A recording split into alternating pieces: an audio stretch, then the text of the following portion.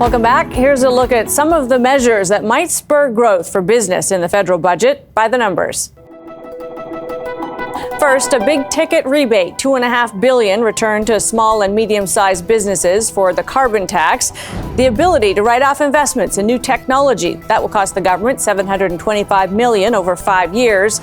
Increasing the pool of credits for research and development spending by $600 million over 5 years. $1.8 billion over 5 years in direct research support and grants for core scientific research. And there's incentive for entrepreneurs, reducing the tax they pay on a lifetime max of $2 million in capital gains. All of that, of course, comes with a cost, and in part that will be paid by an increase in capital gains elsewhere. For corporations and trusts, capital gains inclusions are going up from half to 2/3. The same increase will hit individuals who earn more than $250,000 in capital gains.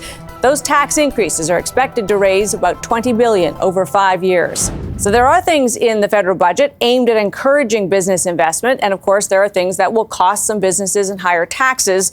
How does it all shake out? Perrin Beatty is CEO of the Canadian Chamber of Commerce. Perrin, thanks for being with us. Glad to be with you, Amanda. Thanks for having me. So promoting growth, of course, one of the cornerstones of what we hope a government will do. Let's start with your letter grade on this budget on that front. Is it a pro-business, pro-growth budget? There's very little in the budget. There were very few surprises in it, first of all, because most of the major spending announcements were made in the last 2 or 3 weeks. And the real question was, how are they going to finance that? And the answer is through a combination of a windfall of revenues that were unexpected, and then with the increases in taxes that you were talking about a little bit earlier. What we don't see is a strategy for growth and for improving our productivity. There was that ability to write off investments in, computers and patents. That, of course, is pro-growth, and immediately so.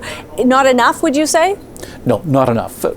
Obviously, what we need is, when you look at all of the reports that have been done lately that indicate over the course of the past few years that Canada is going to be experiencing slower growth than other countries in the world, over a protracted period of time, we've got to fix the fundamentals here. And when you look at our GDP per capita and the way in which we continue to fall further and further behind, we need a strategy that's far more wide-reaching than the one that we have today. One of the places that, everybody from Red Wilson many years ago to more recent reports would say to look is competition. We don't have enough of it. It keeps our businesses too complacent. What can a government do to increase competition? Obviously, we didn't see much of it in this budget, but what else could be done? Well, one of the things is to create a climate where investors want to come in from outside of Canada and create businesses here and grow the competition within Canada itself. We could be looking within Canada of taking down the internal barriers to trade. That was one of the good elements of the budget, where the government's talking about moving ahead on that front. The most important thing that we need to have at this point is a climate in Canada that says both to Canadians and to people in other countries that this is a good place to invest, to grow, to create a business, to compete, and a base to compete from against the rest of the world.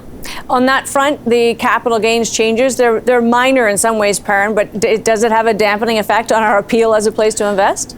All tax increases have that effect, and that's the concern that I have. Yes, it's a comparatively small percentage of the population that's going to be hit by this, but the simple fact is that every time that we create more taxation, more regulation, we make it less attractive for investors to want to come to Canada or to want to stay in Canada. And what we desperately need is investment. We need investment in people, we need investment in ideas, we need investment in machinery and equipment, we need investment in infrastructure in Canada, and we need a strategy to make that happen. When the Deputy Governor of the Bank of Canada says we have a crisis in Canada in productivity and it's an emergency, break glass, then we should take that very seriously. And government needs to respond with a coherent strategy. We only have a few seconds, Perrin, but we didn't see balance in this budget, not even 5 years out. Is that a concern? Yes, it is. If you go back to 2008 and the economic crisis, one of the things that was very much on our side was that all of the governments in Canada were working from balanced budgets. The recession was more shallow here, it was slower in coming, and we left it more rapidly because we had our economic house in order. We need a plan to get our economic house back in order again. Perrin, so good to have you. Always appreciate your insights. Thanks for having me. Perrin Beatty is CEO of the Canadian Chamber of Commerce. So taxes will go up for some. There are tax credits for others. Is life getting overly complicated for business? Dino Infanti is National Leader of Private Enterprise Tax for KPMG. Thanks for being with us, Dino. Thank you for having me. So I actually wanted to start big picture whether you think this is a pro-growth budget. We do have that tax increase on the capital gains side, but there are other things in here designed to encourage entrepreneurship and investment. How do you think it nets out? Right. So leading up to this budget, there was an incredible amount of spending, and then as announced in the budget, additional spending, most notably on housing, and of course housing oriented towards helping young Canadians get into the housing market with measures to increase supply, which is a good thing, and ultimately allowing individuals to withdraw more from their RSPs to buy a first home and also amortize their mortgages over a 30-year period. Now, interesting, from the business lens, our firm KPMG conducted a survey of business leaders leading up to the budget, and they said housing was the #1 priority that they were facing in terms of their growth prospects. In other words, they were having difficulty attracting and retaining talent, and also wage increases. So a bit of a challenge there. At all of this coming together, the point being is all Canadians, all of us were asking, how is this going to be paid for?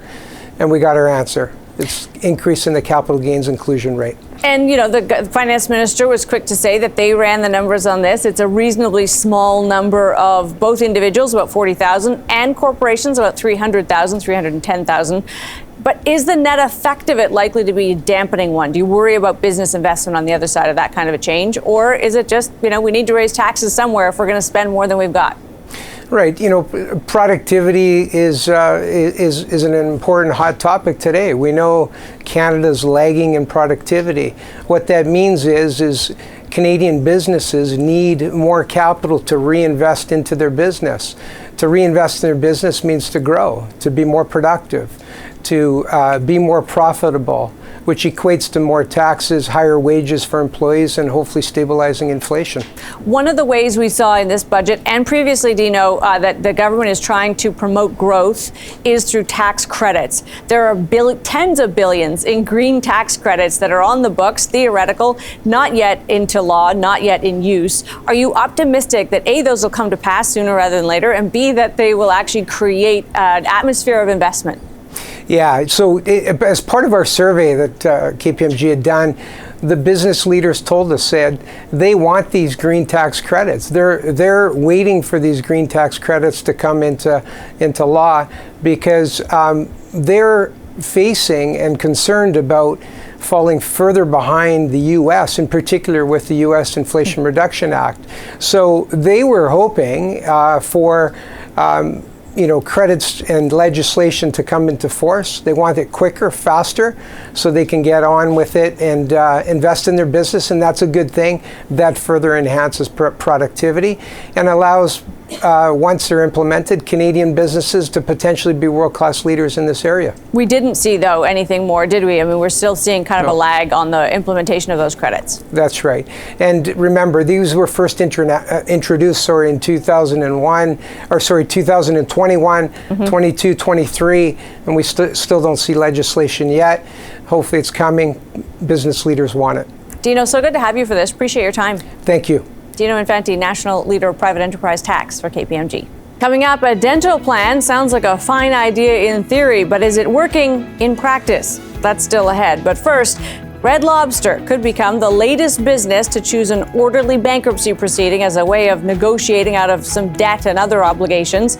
Multiple reports suggest the restaurant chain is pondering its options. The home of the cheddar biscuit has gone through a number of owners in recent years, but may still have found itself caught in a trap. We're back after this.